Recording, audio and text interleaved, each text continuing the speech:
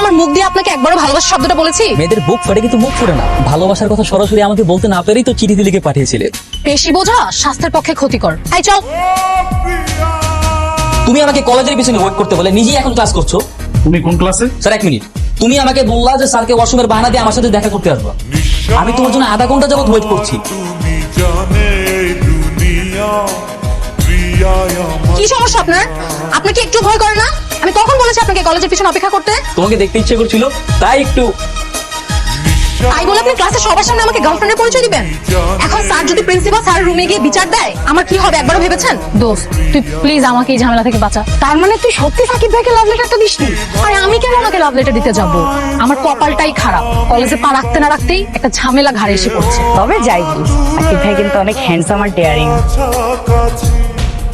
আপনি এখানে কেন এসেছেন সেটা বলেন। তোমাকে দেখতে। কলেজে দেখে আমাকে সাত মিটিনি, এখন বাসা পর্যন্ত চলে এসেছেন। দেখেন, মন ভরে দেখেন, দেখা শেষ হলে এখান থেকে বিদায় হন। আজকে সামনাসামনি আরেকবার আই লাভ ইউ বলো না। কেন? আই লাভ ইউ না বললে কি ভালোবাসা হয় না? তুমি যদি মুখেই না বলো তাহলে কি করে বুঝো তুমি আমাকে কতটা ভালোবাসো? কেন? ভালোবাসে না বলেও ভালোবাসা যায়। যার ভালোবাসা যত গভীর তার প্রকাশ ততই কম। এই ছেলে, তার মানে কলেজ ফাঁকি দিয়ে প্রেম ভালোবাসা করে বেড়াচ্ছ তাই না? কি বাড়িতে কি বাবা মা জানে? জি না।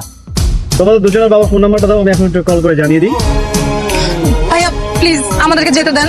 আপনি প্লিজ বাসায় কিছু জানাবেন না, বাসায় জানালে অনেক ঝামেলা হয়ে যাবে। চুপ করো। আপনি জানেন ওর বাবাকে? ওর বাবা এই এলাকার কমিশনার।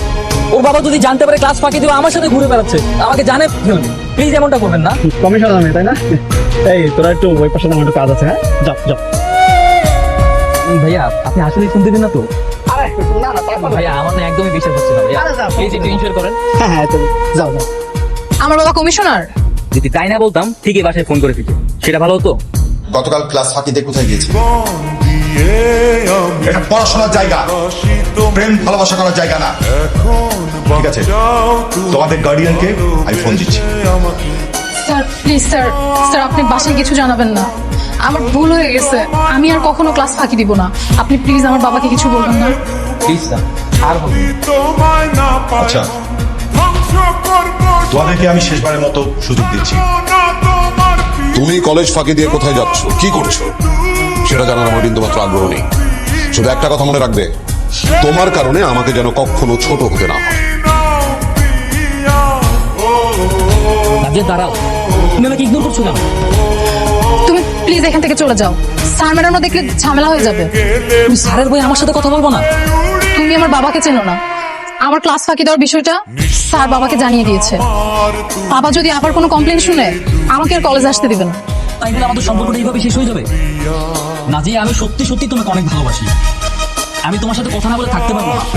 কেন? তুমি আমাকে ভালোবাসো না? তুমি পারবে আমার সাথে কথা না বলে থাকতে? চাইলে সবই সম্ভব। মানুষ বছরের পর বছর রিলেশন করেও তাদের মধ্যে ব্রেকআপ হয়। আর তোমার আমার মধ্যে এমন কিছুই হয়নি যেটা বলে থাকা সম্ভব না। তুমি আমাকে যত তাড়াতাড়ি ভুলে যাবে তোমার জন্য ততই ভালো।